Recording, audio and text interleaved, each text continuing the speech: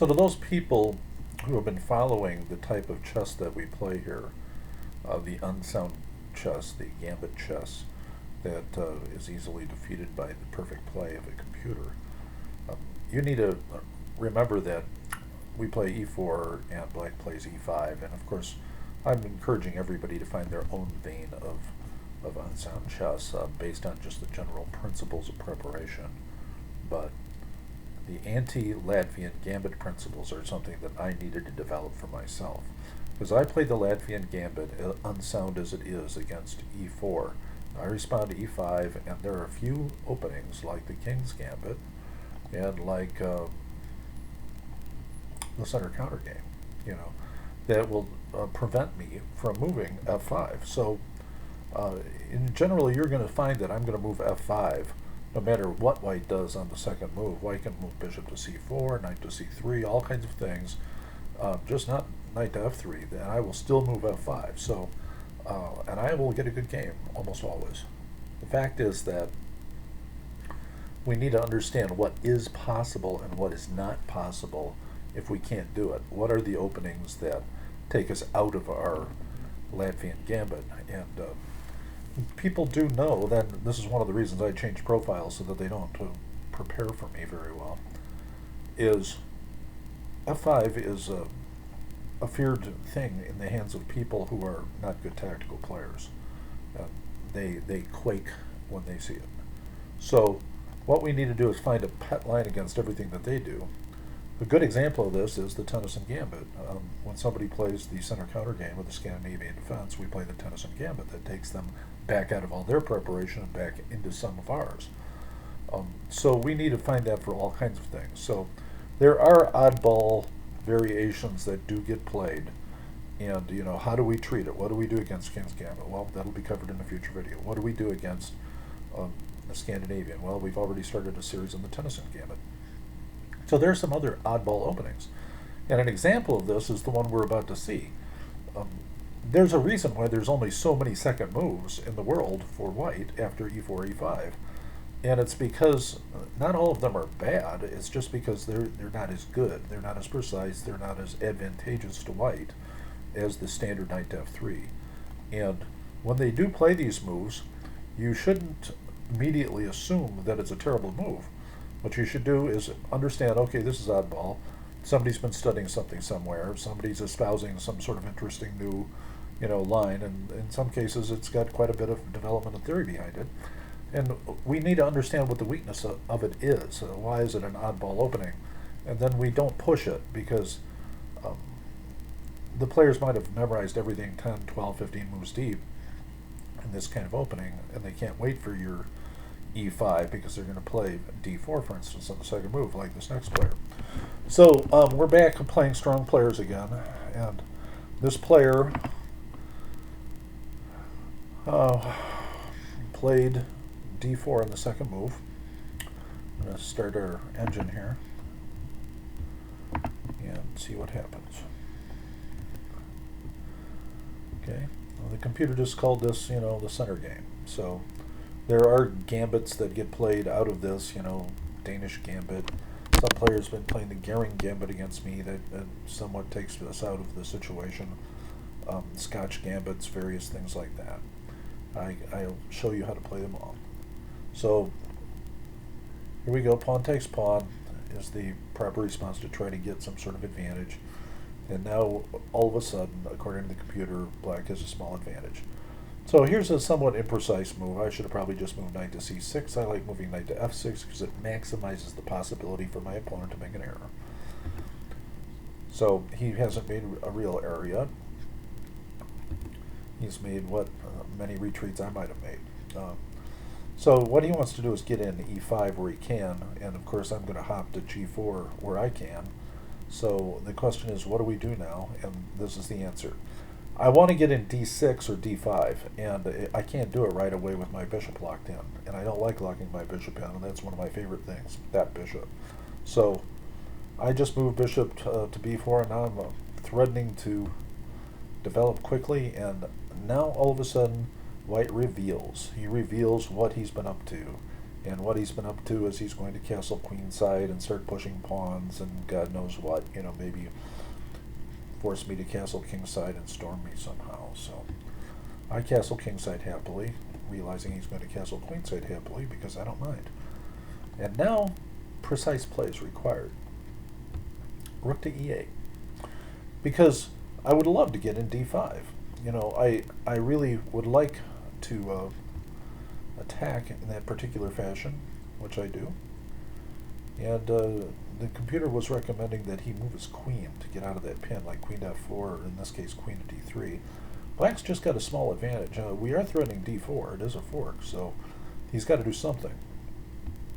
And he goes there. Okay, so that's an error. And of course, my knee-jerk response is, oh, h6, h6, move h6 right away. On the other hand, he just retreats. He's going to get like queen to g3 in my opinion, and maybe even queen to h4, and then it's not going to be so clear, because he's going to get some sort of initiative out of it. I don't like my opponent having any initiative. Furthermore, I don't really like moving pawns in front of my king if I can possibly avoid it. You can see games that Petrosian played, who was probably the greatest defender outside of Korchnoi who ever played the game.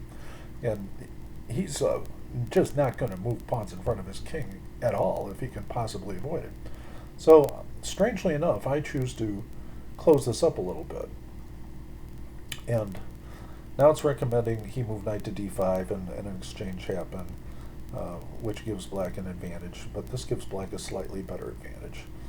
Now, what's interesting here is that bishop to e7 is the right move, and bishop to e7 does set up a lot of kind of interesting defenses and ideas for black, and it's an excellent move that I did not make because I'm not as precise as the computer. Instead, I give him a completely even game.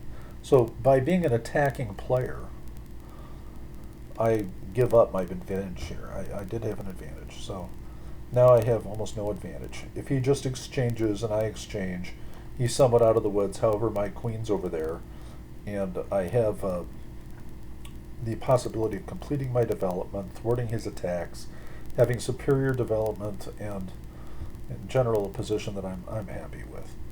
So it says bishop takes bishop's the move, and he doesn't make it. He moves a3, and I think it was Reuben Fine who said something along the lines of, combinations and positions like this are as natural as a baby's smile.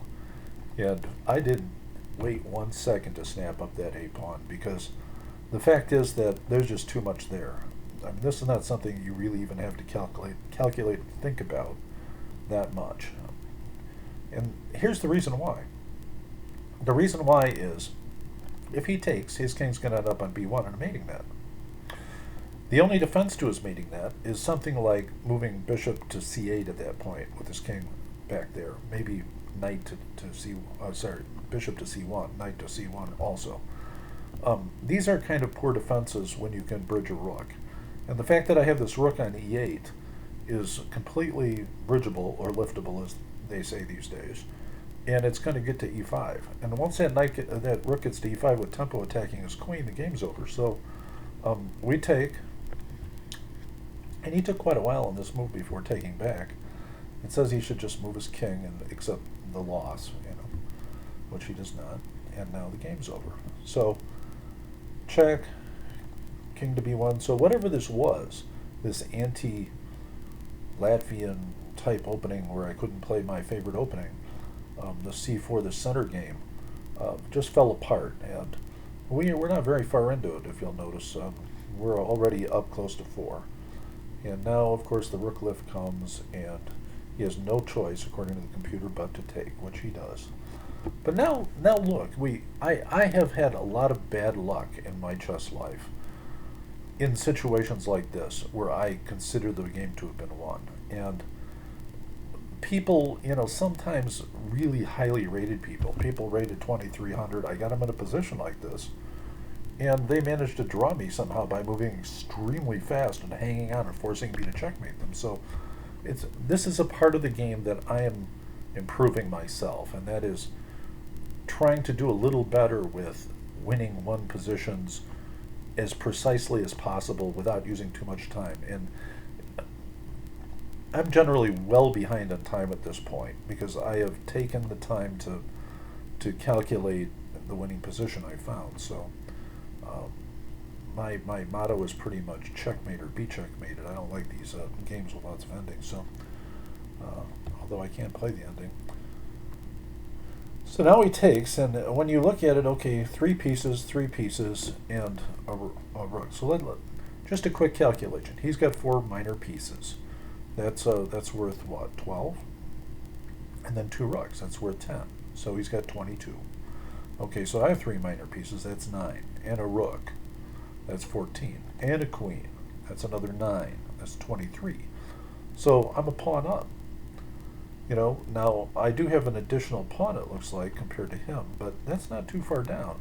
And I have to be careful. There are back rank mating looking things. So this was actually a fairly difficult move to find and to play, bishop to e6, because it just lets him snatch it and isolate my pawns. But the fact is that it removes the back rank threat and it forces an exchange. So it's to be favored.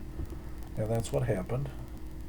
And now it's recommending, the computer says he should move his bishop back, he moves his knight, I pin, and we're playing very precisely now. So this is the part of the game I've been hoping to improve, and now with this bridging, the game's over. So he moves there, and now it's mate in 3. It said that he wanted the queen, the computer wanted me to mate him with the queen instead. Okay. So this game ended in checkmate. So that's the end of a fairly highly rated game, and it was an interesting experience going against the center game, and I strongly recommend looking at it very carefully for why that sort of opening isn't played. It's kind of an oddball opening, and in this case it's that he didn't really get that bad a game out of it, but black gets an easy advantage after just a few moves, and mostly through good, solid, sound development. That's the end of my video.